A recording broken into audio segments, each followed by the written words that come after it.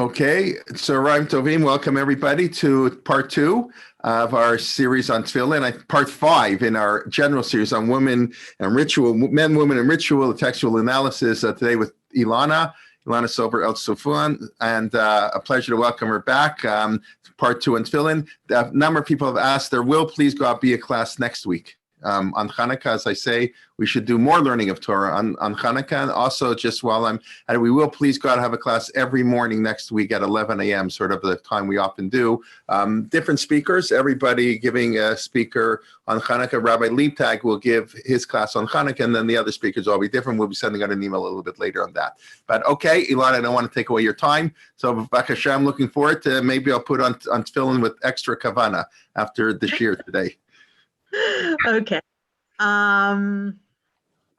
So just to recap in 2 seconds what we did last week. Last week we looked at the question of women being exempt from tefillin, which is a Mishnah that lists tefillin as one of the things that women are exempt from. There's some discussion of it in the Gemara back and forth, but basically works out that women are exempt from tefillin. We saw 2 basic reasons. One reason is that it is in the broad overarching category called mitzvot aseh shehazman grama, time-bound positive mitzvot. Hello? Okay. And women are from this whole category of mitzvot, including sukkah, including lulav, including tzitzit, and so on. Some of them they do voluntarily, some of them they don't. Okay. Reason number 2 that we saw is that there's a connection, a textual connection between tefillin and learning Torah, maybe also a conceptual connection because inside the tefillin are actual words of Torah, and that it's a textual derivation based on that. We also saw that Michal bat Shaul, way back, right, in the time of King Saul, very long ago, wore tefillin. Now, the Gemara tells us she wore tefillin. And I'm going to stop with this. I'm going to go into this for a moment, even though it's review, because we're going to be discussing it again today. The Talmud Bavli says that she wore tefillin and the sages did not rebuke her. The Mechilta we saw also doesn't make any mention of rebuke. On the other hand, the Talmud Yerushalmi and the Psikta, we didn't bring the Psikta, but it's almost identical to the Yerushalmi, so don't worry about it, say that the sages did rebuke her. So we don't actually know what really happened. We have 2 conflicting narratives as to what really happened with Michal, and it's, very far back in the depths of history. And the question of whether or not the sages rebuked her is going to come up in the halachic discussion. We saw a number of Rishonim, early authorities, who seem to categorize tefillin as similar to any other mitzvat aseh shehazman grama, positive time-bound mitzvah, from which women are exempt, that women can do voluntarily, just like women can voluntarily listen to the shofar, even though we aren't obligated to listen to the shofar, although women feel a pretty strong sense of obligation. Just like we can voluntarily sit in the sukkah, even though we aren't actually obligated. So we can also voluntarily choose to wear tefillin. The Rashba says that, the Chinuch says that, and it seems like it just fits into that category of positive time-bound mitzvot that women could choose to do. And we saw even that there seemed to have been some women who did it in certain communities. Then we turned to a discussion of the sanctity of tefillin. And we said, this is a serious thing, right? We have these boxes, and in these boxes are parchments, and in the parchments are verses from the Torah, and in the verses from the Torah is God's name.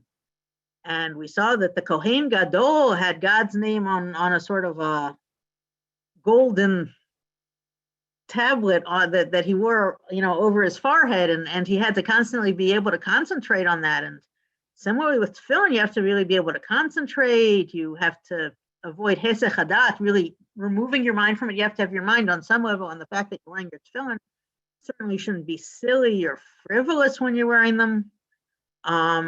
You have to have a guf naki, and we saw a Gemara with Elisha Bal Knafayim, the story of the man who was wearing tefillin and ran away from the Romans, and he had a miracle. And we said it was because He was very, very careful to maintain a guf naki. So what's a guf naki? So maybe it means physically to stay clean, make sure not to pass gas and so on while you're wearing the tefillin. And maybe it has to do with a certain level of concentration and seriousness.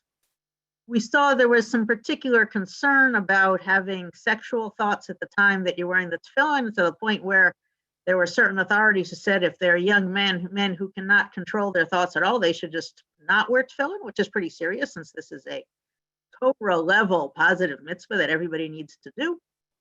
And that was where we finished last time. So now I'm going to just open up the source sheet for this time, and we're going to keep going. Okay.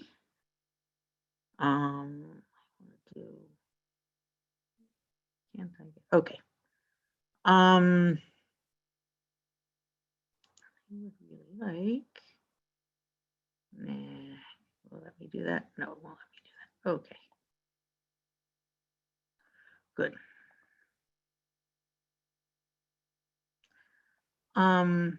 Okay. Now hopefully I've gotten my act together. There we are.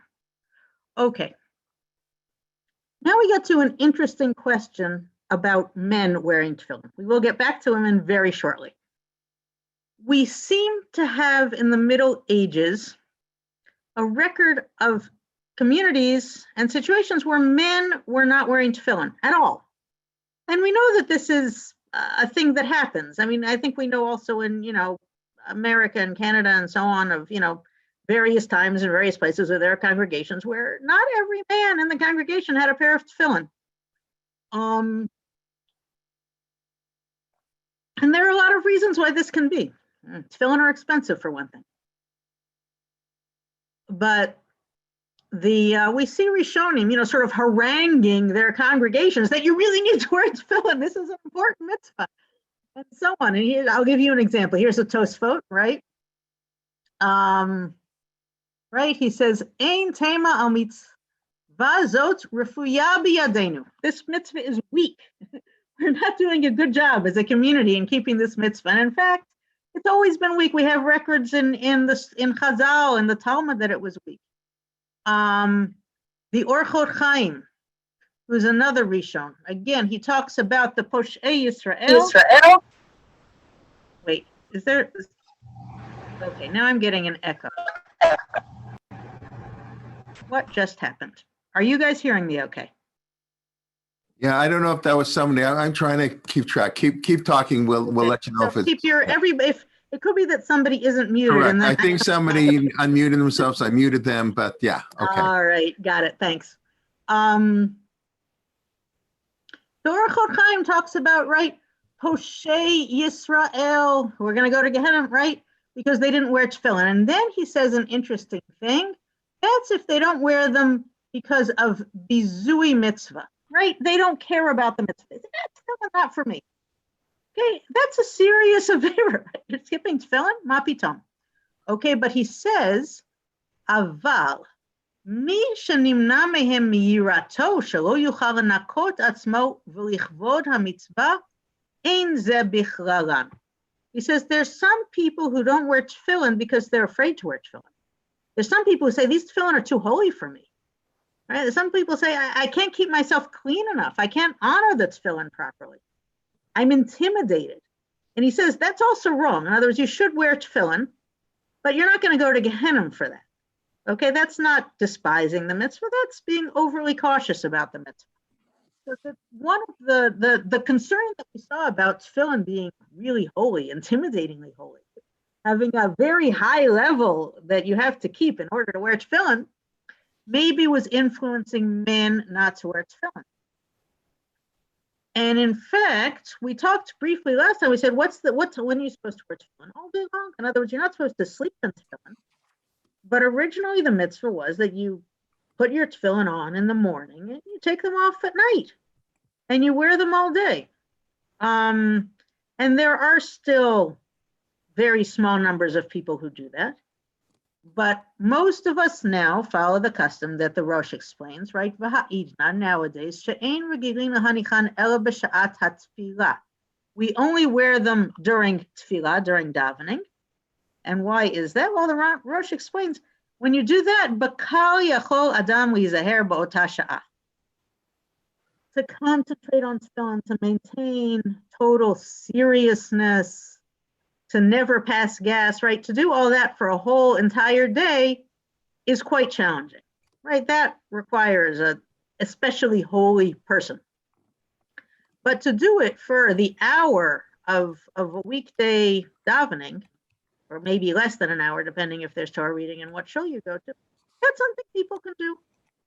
The Rosh says, you know what, you can manage to wear tefillin, please wear tefillin, and you just have to wear them for davening. And in fact, that's what the Shulchan Aruch says, brings down the halacha, mitzvatan liyot alav kol hayom.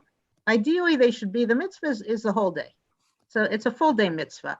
Aval, but mipnei shetzrichim guf naki shelo yafiach behem v'shelo yasiach da'ato mehem.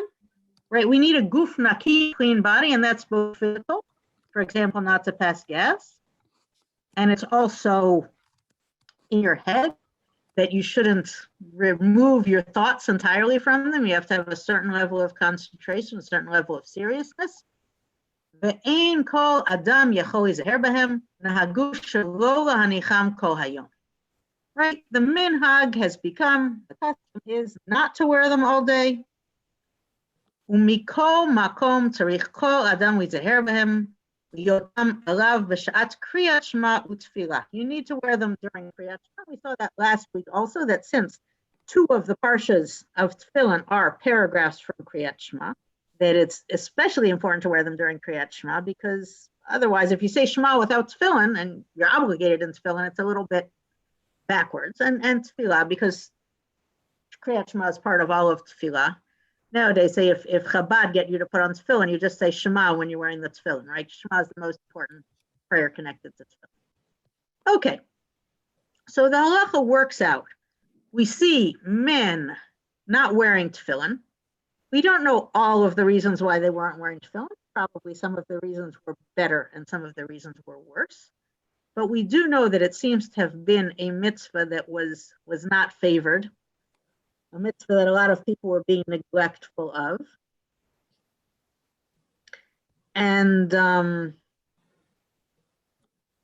it seems that one of the reasons may have been that people felt they weren't holy enough to wear the tefillin. They couldn't live up to the level of holiness and purity and cleanliness you need for tefillin.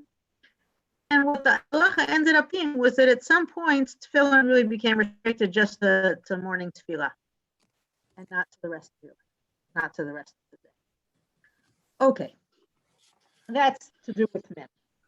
Men aren't necessarily wearing tefillin. And when they are wearing tefillin, and this is still the custom, they're wearing them only for the tefillat shacharit, the morning prayer. Now, what does this have to do with women wearing tefillin? Well, you remember we had a dispute between the tradition of the Talmud Bavli and the Mechilta and the tradition of the Talmud Yerushalmi and the Psikta. What did the sages think about Michal wearing tefillin? Did they rebuke her or not? Now, Tosfot and Eruvin wants to explain the position of the opponents of Michal. In other words, the position of those who say that the sages did rebuke her. Why would the sages have rebuked her, right? If we say that women are allowed to do a mitzvah that isn't obligatory, and then there's a whole question about that too. But if we take the position that women are allowed to perform a mitzvah that they are not obligated to perform, why shouldn't she do this particular mitzvah? And Tosfot say it seems that the reason of those who say delo have a reshut, she does not have permission. A woman does not have permission to do this mitzvah, even though women have permission to do most mitzvot, is because, for example, women have permission to hear shofar, right? Nobody will say don't listen to shofar if you're a woman.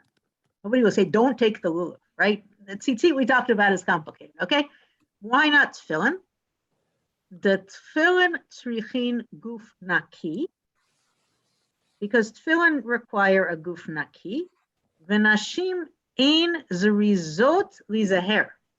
Women are not scrupulous to be careful about maintaining a guf naki.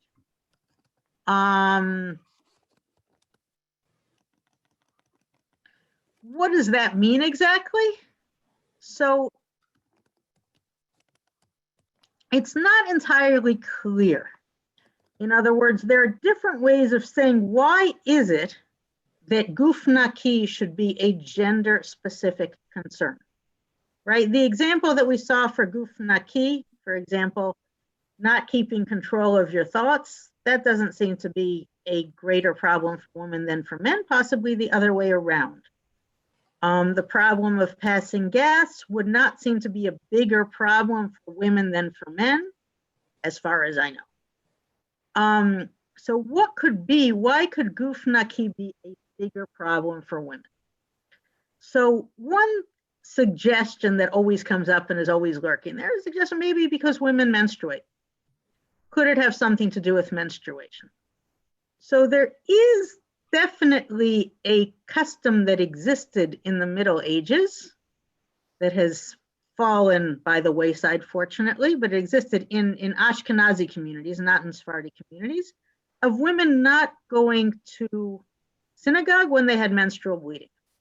And this wasn't connected to the question of Tuma and Tahara. In other words, when they're counting, right, in the laws of Nida, a woman has the time that she's actually bleeding, and then after she stops, she still counts 7 days without bleeding before she goes to the mikveh. And during that whole time, her ritual status is of ritual impurity, Tuma, Nida. But the custom of women not going to synagogue was only if they were actively bleeding. If they were counting their 7 days, even though they hadn't been to the mikveh, and their halachic status hadn't changed at all, they would still go to synagogue. So there does seem to have been a sense that there's something improper about going to synagogue or doing other holy things when you're menstruating. Now, is that really coming out of a strong halachic source? No. There's a text called, what is it called? Breita de Nida or something like that, which nobody knows where it comes from, and it may well come from a source that is not normative Judaism at all. That's one of the textual sources for it. We don't know quite where it comes from. It's a custom. It does not extend to all Jewish communities. It isn't practiced nowadays, but it may have influenced practice and practical rulings in communities where women aren't even going to shul when they have their period, so they're probably also not going to be putting on tefillin. Another question that's related is what kind of hygiene products did they have? In other words, if a woman is menstruating and she's able to keep herself clean, then that's not a problem. But if she doesn't have hygiene products that are effective, then she's really not necessarily in the category of guf naki. So that could indeed have been a problem. And not only have menstrual hygiene products improved over the centuries, diapers have also improved over the centuries. So since a lot of women would have been taking care of babies and toddlers and so on, they might have had trouble keeping themselves and their clothes clean from children who didn't have, Pampers, but had whatever version they were using back then. Okay. So one possibility is that the reason why this is a gender-specific concern is because women literally have more trouble keeping their bodies clean in the most simple sense of the word, right? They're dealing with menstrual hygiene, they're dealing with diapers. It can definitely affect your ability to stay clean. Possibility number 2, we can say that women are just more distracted. In other words, if we want to concentrate not so much on the guf naki, meaning I'm physically keeping my body clean, but guf naki meaning I'm concentrating, and she has a 1-year-old, a 3-year-old, a 4-year-old, a 6-year-old, and an 8-year-old running around, she may not be concentrating. So maybe we say that women just don't have the ability to really be concentrated and focused in the same way that men do. And therefore, women are less careful about guf naki. A third possibility, I want to look now at the Rashba and the Magen Avraham. The Rashba says, he's getting into the whole discussion of the background to Michal bat Shaul.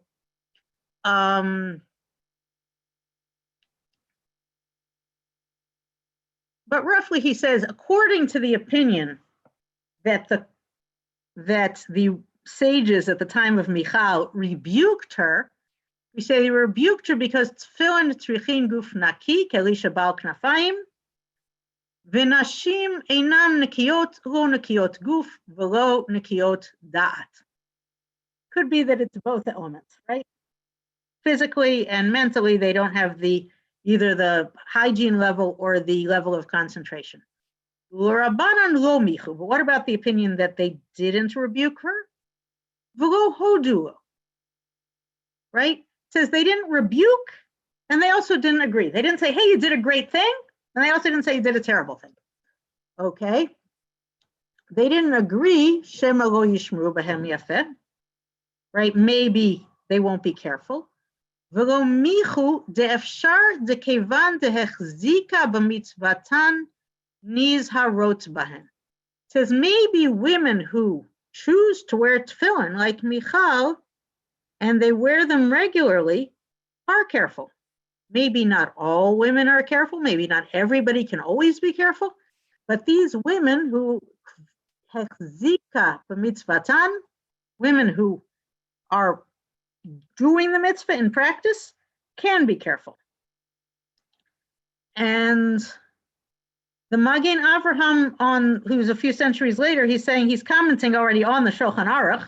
In the Shulchan Aruch, the Ramah, which we're going to see in a moment, says that one should rebuke a woman who wears tefillin. So what does the Magen Avraham say? He says, why should one rebuke a woman who wears tefillin? Mipnei shetzrichin guf naki v'nashim einan zerizot lihizaher. We saw that phrase already. Women are not scrupulous to be careful. Aval im hayu chayavim lo hayu pturim mehai ta'ama. But if women were obligated, let's say tefillin weren't a mitzvah seishas man grama or whatever reason, let's say women had to wear tefillin, then they would not be exempt.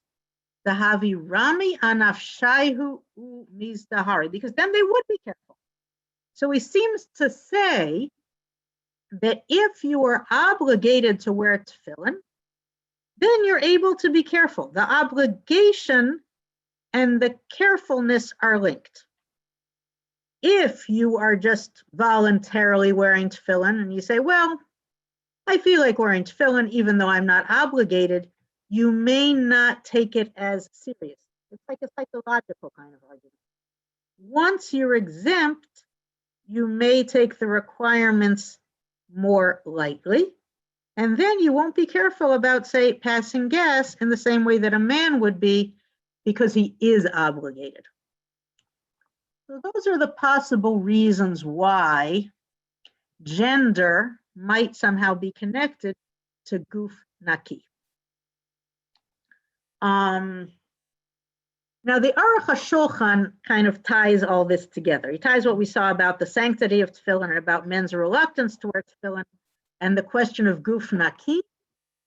And this Aruch HaShulchan is sort of quoted. A lot of the ideas in it are pretty central to the way that halachic authorities tend to look at the question of tefillin these days, right? So this is the Aruch HaShulchan. He's like 100 and something years ago. Okay. Anashim shemuchuyavim behechrech shizaharu behem b'sha'at kriyat shema utfilah v'lachein ein menichin kol hayom. Right? He says men have to be careful, so they wear them, right? Only during kriyat shema utfilah, not all day, right? Men have no choice, right? So they minimize the time they wear tefillin. V'im kain nashim shepturot lama yachnisu atzman b'chashash gadol kazeh. Why should women put themselves into this situation? Men have no choice. They have to wear tefillin, so they wear it for the minimum amount of time, and hopefully they'll control their physical and mental cleanliness and be able to live up to it. Women don't have that requirement. Why should we voluntarily put ourselves into a situation where we might do a serious sin of, sort of defiling the tefillin? Ve'etzlan, b'sha'at kriyat shema tefillah, kil anashim kol hayom. And he makes a very clear comparison. Women during davening is the same thing as men all day long. It's optional. And just like men don't wear tefillin all day long because it's optional and it's a very serious responsibility that it's hard to live up to, and we would look askance at a man who wasn't a major tzaddik wearing tefillin all day long, women during davening have the exact same status. It's a really serious responsibility, and it's a really big risk of a major sin. So don't do it. Right? So we don't let them wear tefillin. In other words, we tell them no. And so he says, well, what about Michal? Right? The time you be'eruvin, the Michal bat Shaul, right? We follow the Talmud Bavli. Our halachic tradition follows the Babylonian Talmud. And we know that the sages didn't rebuke Michal. Why not? Well, that's not a source for how we should behave nowadays. Demistama yadu shehit tzadeket gemura v'yadali hizaher. Michal was apparently a very, very righteous woman who knew how to take care. So this is actually stays within the analogy, because there are men nowadays who wear tefillin all day long. Rav Scheinberg's that's used to wear tefillin all day long. There exist, rabbinic figures who will wear tefillin all day long, and everybody knows that they're big tzaddikim and they can do this. See, Michal was like that. People knew she was a big tzaddik, a big tzaddiket, a very righteous woman. She's an exception. But women in general should not wear tefillin because of guf naki concerns. And those can either be understood as physical, as mental, as psychological. For whatever reason, women may or may not be more prone to them. But what's interesting about the Aruch HaShulchan is the Aruch HaShulchan doesn't say anything about women having an inherently greater tendency to have problems with guf naki. The Aruch HaShulchan seems to say women and men are exactly the same when it comes to guf naki. Women have a hard time with guf naki, and men have a hard time with guf naki. Everyone has a hard time with guf naki. However, women have no obligation to wear tefillin, and therefore they should not get themselves tangled up in this problem of having to maintain a guf naki with tefillin. Men have no choice. Women have a choice. So women should be prudent and not wear tefillin. Michal wore tefillin, she was a tzaddiket. Women in general are not like that. So that's what the Aruch HaShulchan says. And that is, I think, those of you who have heard sort of the argument why women shouldn't wear tefillin have probably heard that argument. I think it's a pretty, at least that's the one that I have always heard. And it's a reasonable argument. It's entirely reasonable argument. And I think people nowadays find it a fairly comfortable argument because it doesn't say, women are especially dirty or especially unfocused. It just says women aren't obligated. So since we saw the Aruch HaShulchan mention Michal being a tzaddiket, being especially righteous, I just want to look at a few other sources that talk about maybe there are women who could be an exception. So go back to the Yam Shel Shlomo, the Maharshal. Okay, Delo michu b'Michal, lefi shehayta tzaddiket gemura. Michal was a totally righteous woman. Not only was she totally righteous, she was also an Eshet Melech. She was a queen. She had a lot of maids. She had probably as much water as she needed, right? She had lots of clothes to change into, right? If there were women who had a hard time keeping themselves physically clean, The queen was not one of them. Okay, she had to go with every outfit. Who knows, right? But she really, really was. If anybody could keep herself clean, being an Eshet Melech would make a big difference. Not only that, we know from the pasuk, right? She didn't have any children, right? So therefore, all of the concerns that we were talking about diapers, and all the concerns we're talking about concentration and focus and everything else. Not that the queen would necessarily be personally changing diapers, but in any case, she didn't have any babies. And that's another reason why it might have been easier for her to be clean. So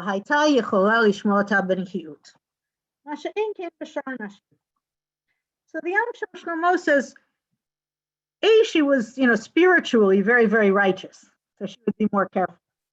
And B, her material circumstances, both in a positive way that she was the queen and in a not so positive way that she didn't have children, all three of those factors made her the ideal woman to lay tefillin.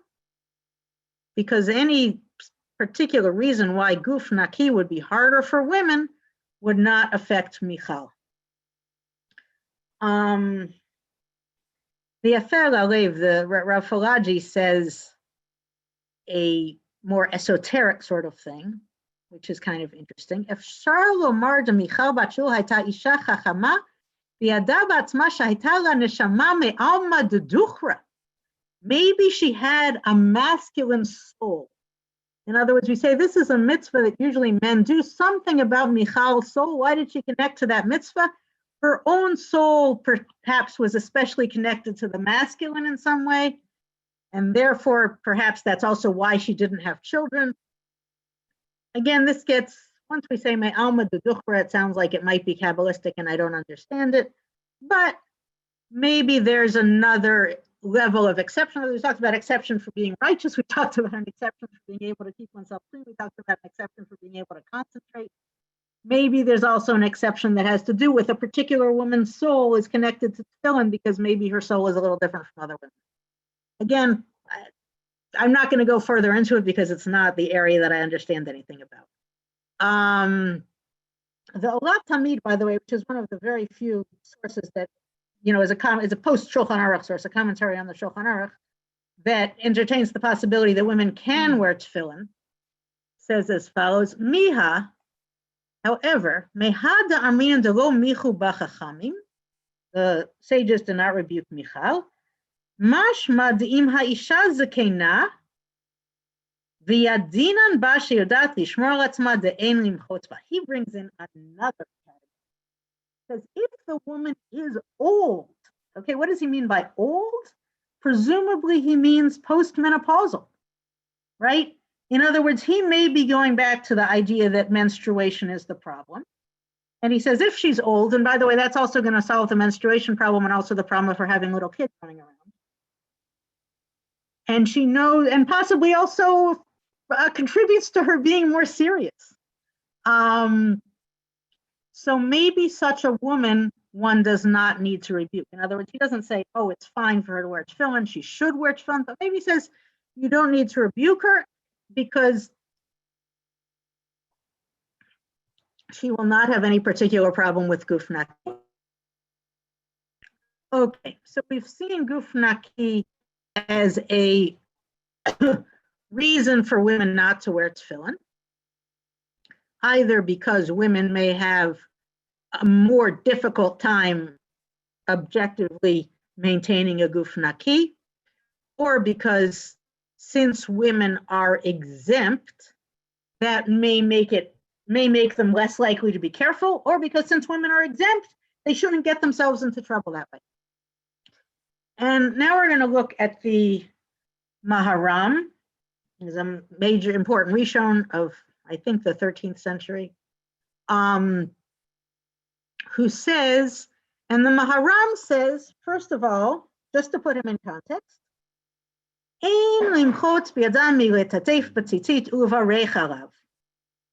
so he says women can wear tzitzit, right? Those of you who were with Laurie's here a few weeks ago, right, know that that's not going to be the unanimous conclusion of all halachic authorities for all time. So we're not going to say the Maharam is not, crazy right wing. Okay. Omnam ein lahen lahaniach tefillin, but they should not put on tefillin. Lefi she'enan yodot lishmor atzman b'tahara. So he brings this as a clear halachic ruling. Women are not careful about tahara.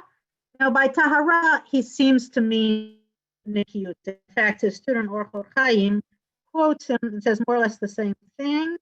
Im ba'u lahanich tefillin ein shomin lahem lefi she'enan yodot lishmor atzman b'nikiyut. So when he says tahara, it doesn't seem like he means ritual purity. That sort of impurity that you would get rid of by going to the mikvah. That's a halachic status and doesn't have to do with physical cleanliness. He seems to be talking more about nikiyut, meaning physical cleanliness. So he says women may not wear tefillin. And Orchot Chaim, in fact, raises an objection to this, right? He says, we know that Michal bat Shaul wore tefillin, right? And he says, V'harashba matir lahen, kol mitzvot aseh uvarecha lahen, right? We saw that in the Rashba last week, for those who were here last week. And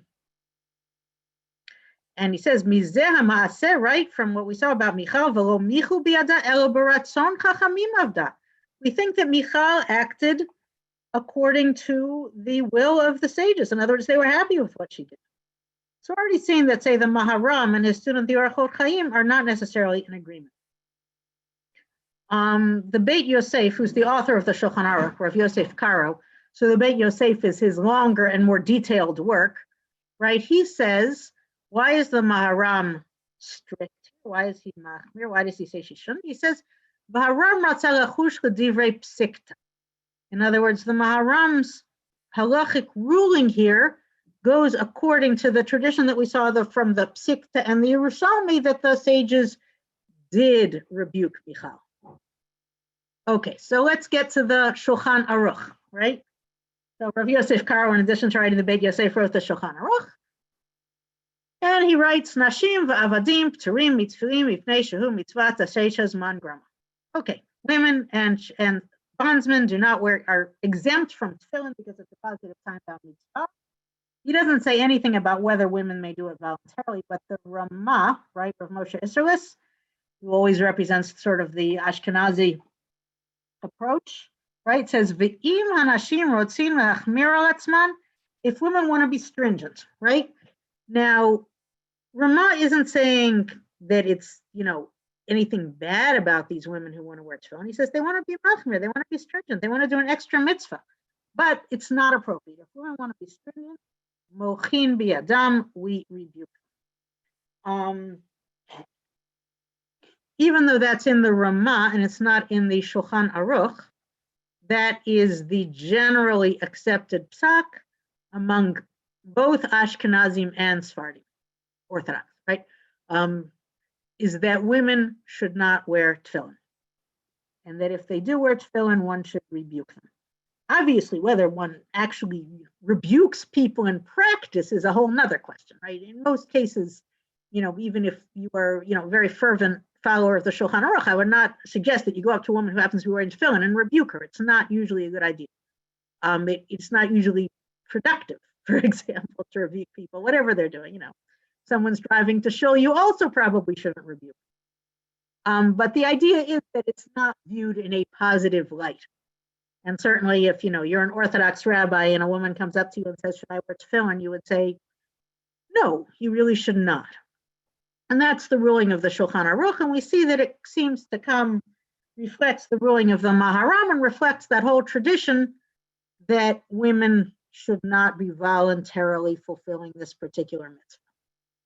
Are there any other reasons why women shouldn't wear tefillin? So very quickly, because for those of you who heard Laurie's shir, she went into this with tzitzit, and it's really the same question, and it's recorded in the TIM recording things. Okay, kli gever, right? Tefillin are a masculine garment. People who are not used to seeing women in tefillin, certainly if they see a woman wearing tefillin, are going to immediately think that there's some boundary crossing going on here in terms of what's gender appropriate. The pasuk in Devarim tells us, "Lo yeh kli gever al isha," a man's article should not be on a woman. And the Targum Yerushalmi gives an example of tzitzit and tefillin as the paradigm of men's articles. On the other hand, the Sridei Eish says that the whole problem with wearing men's articles is if a woman wants to specifically cross gender boundaries. How we feel about this halach, I'm not getting it into, but in practice, if she's wearing men's items because she wants to look like a man, we have a halachic problem. But the Sridei Eish says, "Mikevan shemitzkavenet l'shem mitzvah ein kan isur lo yilbash." If she's not trying to look like a man, she's trying to do a mitzvah, then that's fine. Just like we say, if a woman throws on a man's raincoat because it's raining and she wants to keep dry, that's not a problem of kli gever. So similarly, if she puts on tefillin because she wants to do a mitzvah, that's not a problem of kli gever. Okay, let's see. The next source I brought, I'm not even going to understand it. Another consideration might be that there's some mystical reason why tefillin are more appropriate for men than women. This is here on the source sheet. It's in Deracheha. I don't really understand it, but it is another type of consideration that's been brought in. Yuhara, that's spiritual conceit, thinking I'm better than everybody else. I'm sort of more spiritual. I do more mitzvahs. That was an issue that got brought up a lot with tzitzit. Maharam Shik also brings it up with tefillin.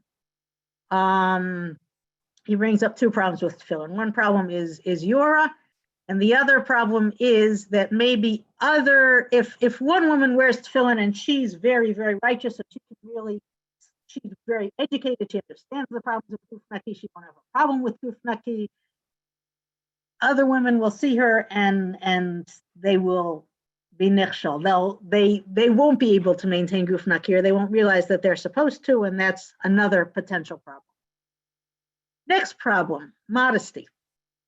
So some of you who know me for like really long time know that until I was about 20, I did put on tefillin on a regular basis. Most people who have known me less time don't know that. But I remember that when I was putting on tefillin, at that time, of course, I wasn't married. I said, well, when I do get married, I'm not going to be able to continue because you can't really put on tefillin if you're covering your hair. And that's actually a question that Hagahot Maimoniot raises with tefillin, right? He gives an example of B'hanachat tefillin mishum erva dese'ar b'isha erva, right? With tefillin, you have a problem that her hair will be exposed. Why? Because if you look in the Shulchan Aruch, it says makom hanachat tefillah shalosh me'atchalat ikarei hase'ar, right? The lowest place where the tefillin can be is already where you have hair growing. And furthermore, you write, lo yeh davar chotzeitz bein tefillin libsaro. You can't have something in between the tefillin. So you can't put on a hat and then put the tefillin on top of your hat, or on top of your scarf, or on top of your sheitel. The Mishnah Brura specifically says a man cannot wear a toupee and have tefillin on top of them. It has to be touching your actual hair, and you have to be able to see the knot in the back. If people want to go on Deracha, I didn't put this on the source sheet, but there is a woman who wears tefillin who wrote a whole blog piece about the challenges of how can you put on tefillin shel rosh with a kisui rosh. And more or less the solution that she found was to put a talit gadol entirely over her head, right? And then when she was completely covered with the talit, take off her kisui rosh. She had like an easy take on like a snoot or something, right? Put on her tefillin. And then she could sort of have a way to put the kisui rosh back on in a way that it wasn't covering her tefillin. And then she could write, but then also, first of all, if people are very careful about covering all of their hair, that's not going to work. In any case, it's not actually as minor a consideration as it seems. Like when you think about the practicalities of it, it is difficult for a woman who covers her hair to put on tefillin. Now, obviously, if the woman isn't married, that's not a problem. If the woman is putting on tefillin in private, that's not a problem. And by the way, if a woman is putting on tefillin in private, then yuhara, spiritual conceit, is also probably not a problem. The same way that it may not be a problem with tzitzit. But that's a practical consideration that once a firm woman starts to think about putting on tefillin, she needs to figure out how to deal with. The shel yad, also, depending on how a woman feels about sleeves, the shel yad is all the way up sort of at the middle of your arm, like on your bicep. Again, a lot of women don't wear sleeves that are that short, but you can cover up the shel yad. So you just need like very wide sleeves, right? So if you have a shirt that has wide sleeves, you can just work underneath your shirt, putting on the arm tefillin. But again, it's a practical consideration. It's not the most important halachic consideration, but it's also something that women who actually think about doing the mitzvah think about. So, okay, we're almost at the end of our time. We're also up to the section that's called practical rulings. So the Shiltei Giborim is like 500 years ago. Okay, so he says, why does he says, Kein asur lanashim lahaniach tefillin, mipnei shenireh kederech hachitzonim. He brings another reason. He says, it looks like the separatists. It looks like the people who are not adhering to traditional halachic Judaism. She'ovrim al divrei chachamim ve'einan rotzin lidrosh hamikraot kamotan. People who are not adhering to the Torah Shabbal Peh the way we have it. So we see already a very old source that's going to raise a question that comes up in more modern poskim, which is that possibly women wearing tefillin is a rebellious act. And this is very much a personal question, but if it's an act of rebelling against rabbinic authority, so whatever you're doing is not appropriate, right? Shouldn't do mitzvot in order to rebel against rabbinic authority. Okay. And you do, now we're going to jump now to the 20th and 21st century, to really contemporary poskim who are dealing with the fact that in the 20th and 21st century, you do have women who want to wear tefillin. On a personal level, when I was wearing tefillin in Camp Ramah, which is conservative, in the early 1980s, that was fairly unheard of. But with over the course of the next few decades, it certainly became much more common in conservative circles, and certainly something that existed and happens in Orthodox circles. And therefore, it's a question that there are a lot of articles about. When we're writing articles for Drachar, when Laurie is writing articles for Drachar, there are topics where she says, there aren't any articles about women, and tefillin is not in that category. Okay, there are a plethora of articles about women and tefillin, and I confess that I have not read all of them. One of them, a very nice one, is by Rabbanit Malka Piotrkowski in her book of Bahalechet B'darka, and she writes as follows: Sha'af shebevat rishonim nimtzeu poskim rabim shehitiru lanashim l'kayim mitzvat tefillin. She says yes. Among the Rishonim, there were Rishonim, medieval authorities who allowed women to wear tefillin. Right, the Rashba. Okay. Harei she'im notzra achdut de'im b'tkufat ha'achronim she'ein ra'ui le'isha laniach tefillin. However, in the time of the Achronim, the later authorities, post Shulchan Aruch, we have a fairly unanimous halakhic consensus. Women may not put on tefillin. We see we have a klalei hapsika. What are the rules of psak? Hilchata kabatrai. We follow the later authorities, meaning when you're paskening halacha, you don't go back and see what the Rishonim said and completely ignore what anybody has said for the last 500 years. That's not how halacha works. Yeah, maybe it was different 500 years ago. Maybe it was different 1,000 years ago, but we are living 1,000 years ago.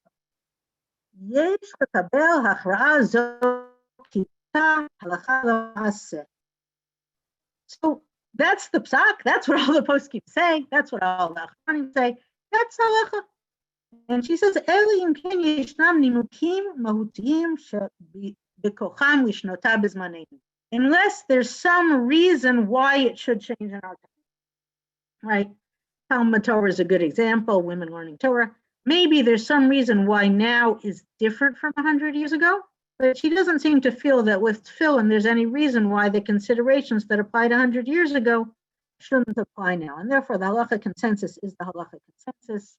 Rav Tzvi Schechter also, right, from YU, says, I'm not going to go through the whole thing, but he says, right, that Gam inyan zeh shel shinui ha-mesora mehaveh chelek atzmi min ha'halacha, right? We have a Masorah, we have a tradition, we have a way that we've been doing things for centuries, and that's part of halacha. Igrot Moshe says more or less exactly what the Aruch HaShulchan says. In other words, man, right? He says, Tzrichi the tefillin tzrich zrizut merubeh beguf naki b'tam do'af hanashim nimna'im milanicham kol hayom. Even men don't wear them all day, right? Can't minimize the time they wear them, and so all the more so women. Mori Rabbi Rav Henkin also says women should not wear tefillin. He has a tshuva. He says tzitzit, there may be room. Tzitzit, there's room. Tefillin, no. The Shulchan, the Ramah says mochin be'adam, no. And he points out v'hitiru Talmud Torah l'isha l'tzorech. Says there is a real need for women to learn Torah. There are a lot of reasons why nowadays women need to learn Torah. Setzim inam l'tzorech, right? There's no need for a woman to wear tefillin, and therefore there's no need for special leniencies, given that the Ramah says it's forbidden, right? Or that we should rebuke women who do it. Not forbidden is a strong one. Given that the Ramah says no, given that the tradition of poskim since the Shulchan Aruch is overwhelmingly no, and given that there isn't a pressing reason to say, yes, this is not an appropriate avenue for women to be expanding their mitzvah observance. Right? There's no shortage of wonderful spiritual paths and opportunities that women can choose to take to strengthen their connection to God, and tefillin is not the recommended way. Now, I'm just going to finish. There are a couple of modern Israeli poskim who seem to take a slightly different tack. One is Rav Yaakov Ariel, writes, again, this is taken in proportion, but im isha margishat tzorech nafshi amok, right? So Rav Henkin said there is no tzorech. You don't need to do it. Find something else to do, right? Rav Ariel says maybe there is a tzorech. Maybe a particular woman feels a tzorech. Maybe she feels a need. She has a spiritual need that she connects to this mitzvah for whatever reason. He says, this is not like strongly permissive language, but he says, Yesh la ulai al mi lismoch. She might have upon whom to rely. In other words, he's willing to say, if she feels like a real need, maybe she can go back and rely on the Rashba. And maybe the Olatz Tamid, there are sources, and the farther back you go on Michal, right? There exist sources. We have, again, stories of, a woman here and a woman there. I saw in Peninei Halacha, which is the next source, which is the last source on the page, actually. He says we have a tradition that the wife of the Or HaChaim, which is a commentary on the Torah, that she wore tefillin. I forget which century, several centuries ago. We have a tradition that the maid of Ludimir wore tefillin. Maybe there's a woman with a real spiritual need. Maybe that's not the end of the world. Maybe she has upon whom to rely. The Peninei Halacha, which is Rav Melamed, who is, he's a very prolific writer. He is a very creative and independent halachic thinker, and a very good writer. And he's writing sort of the books that everybody looks up halacha in Israel today. And they're all available online, which means that they're starting that everybody looks up halacha in everywhere, because they're also in like English and French and everything else. So he's an important voice in terms of where people are getting their practical 21st century halacha. And this is what he says. He says, "Lefichach isha harotza lit'alut b'mitzvot." A woman wants to elevate herself from mitzvot. U'ba'a lisholim tov la shetaniach tefillin, ha'hora'ah shelo taniach. Right? You're a rabbi, rebbetzin, rabbanit. And a woman comes to you and says, "Should I put on tefillin?" The answer is, I want to connect to God. Can I put on tefillin? And the answer is no. But im b'chol zot tishtokek v'tirtze lahanichan b'tzin'ah. But if she really, really wants to put them on b'tzin'ah, in private, not in public, not in shul, okay? Af sherabim katvu sheish limchotz biyada, even though many people have written that we should rebuke her. Mikol makom kevan sheyesh la al mi lismok, she has upon whom to rely. That's also what Rav Ariel said. There are sources that permit. Ein nachon limchok biyada. We shouldn't rebuke her. And he says that's a general principle. In other words, if somebody has a source, even if it's a weak source, even if it's a posek, you would never use this source as the basis for a leniency, except in the most dire of situations. But she has a source, that's already reason not to rebuke her. So again, he doesn't say she may. And he says elsewhere in this, by the way, this is interesting. He says, even if she does, she really should not do it while she's menstruating. In other words, he seems to go back to the tradition that there's something specific about menstruation, apparently connected to that old tradition about women not going to shul. And I'm not sure why he brings that halacha, but he does. But he doesn't say, yes, she should. He says, you should tell her no. The answer is no, but if she does it, you also shouldn't rebuke her. Now, that's about as far as, I've seen. Those are really the mainstream accepted halachic opinions. So what we come down to, bottom line, is that the practical ruling follows the Ramah.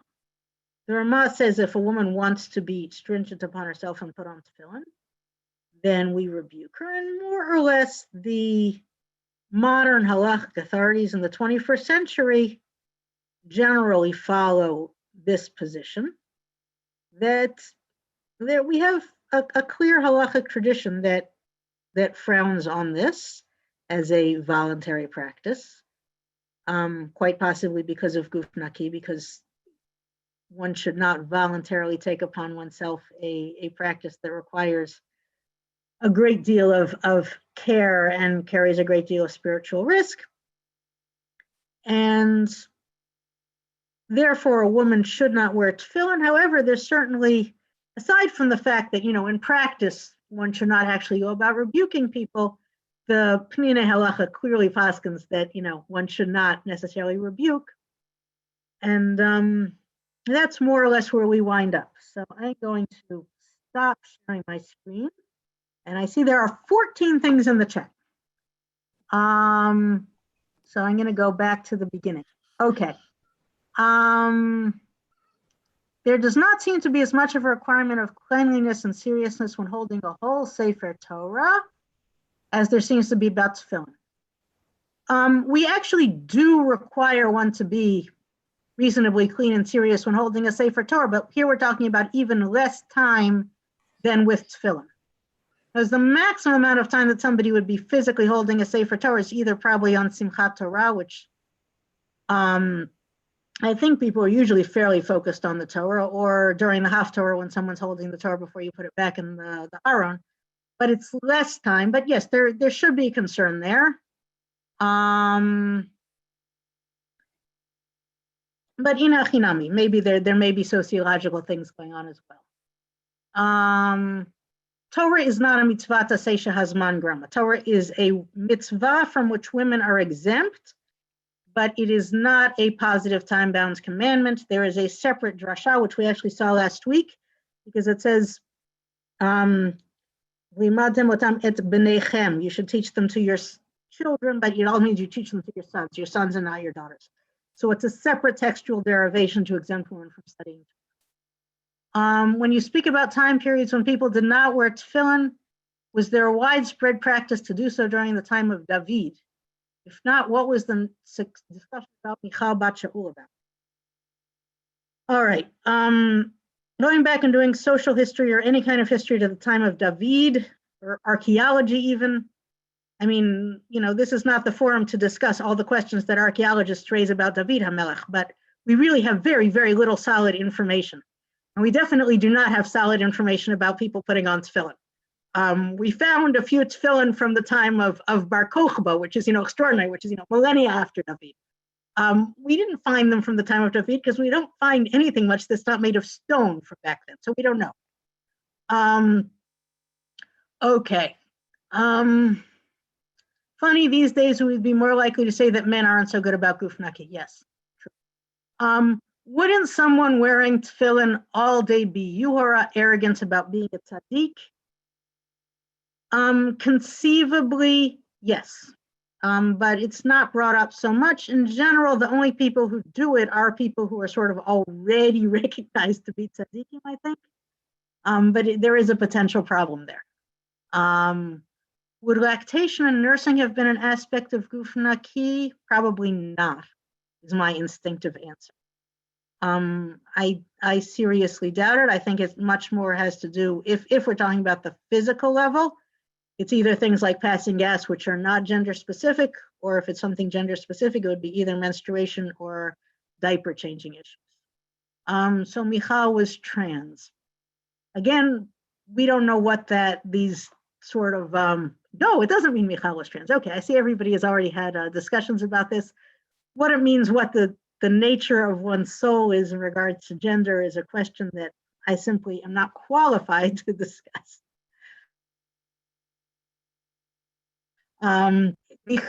Michal not having children or additional children was a punishment. How is she considered such a tzaddik?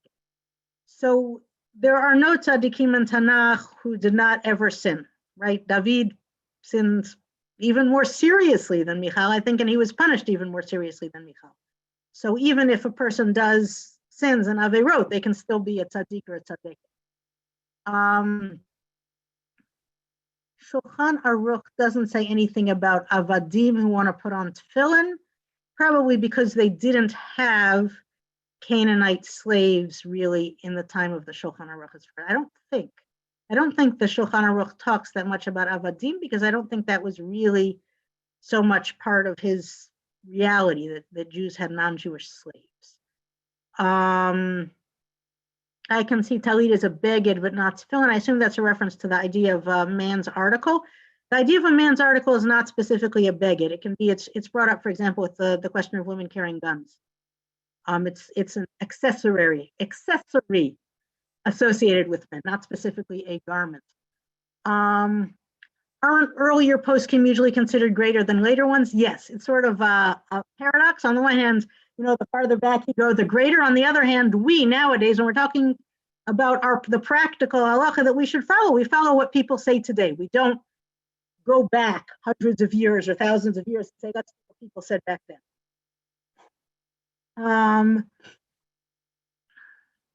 What do current people say about men who are incontinent and wearing diapers? I don't think that they would be allowed to wear tefillin. Certainly not if they had fecal incontinence. They would not be able to wear tefillin. Would you share more about your own motivation for wearing tefillin? When you did so, do you miss it? Well, that's like a good question for the last second of class. Okay, I started wearing tefillin. My Imi Morati, my mother is here. She was wearing tefillin long before I was bat mitzvah. And so I got tefillin for my bat mitzvah. So that's, I didn't have like any great independent motivation, but it was certainly a mitzvah that I connected to, and I really stopped doing it 30 years ago. So I would say it's not. I wouldn't say that I miss it on a consistent basis. I've it was definitely a fairly difficult thing to stop doing, and there were various reasons why I decided to stop, mainly having to do with the halachot that we've been learning. Okay, there is Hilchot Avadim in Yoredeya, but so it exists, but I don't think that there's as much discussion because I don't know how there are a lot more women in the community than Avadim. So he may not get into all the questions about Avadim in other series, but yes, thank you. Okay.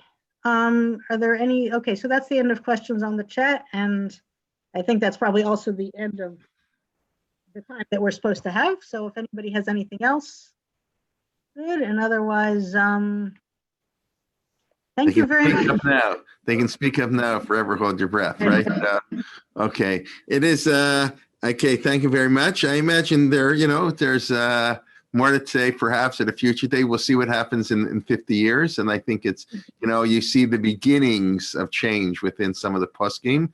I think only in Israel. I don't think you see it in America at all, which I think is true about a lot of these issues. There's a more openness. Right, so you also have, something I didn't bring up is the whole feminist question. In other words, and that's something that people tend to be more sensitive to in the US and Canada than in Israel, I think, is you say, well, if conservative Jews and Reform Jews are doing this, we definitely will not. And that's something that's much, much stronger in the United States than it is in Israel for various reasons. Yeah, although it's quite interesting now that you mentioned that, Rav Melamed recently met, I believe, with the Reform rabbi, created a big stir in Israel. Because in Israel, that here that's actually is more common. In America, the New York Board of Rabbis, whatever, it's a whole other issue that exists. But in Israel, I think that was a pretty big first. I didn't follow the whole issue, but I know Melamed did meet, and I know he was heavily criticized, of course, for it, like anything you do, which is new. But he's a very interesting person, Rav Melamed. He's in some things he's like remarkably liberal, and in politics he's like impossibly far to the right, but a very, very independent thinker. Right. Listen, I think for a rabbi generally seen as where he is on the right-left spectrum, to meet with a Reform rabbi in America would have also created quite. Okay. Maybe, okay. You know that better than I would, but what you said is correct. He's becoming the posek, I think, for hundreds of thousands of Israelis just because of his writings. His books are accessible and popular, and he writes very clearly. And anyways, okay. Thank you very much. But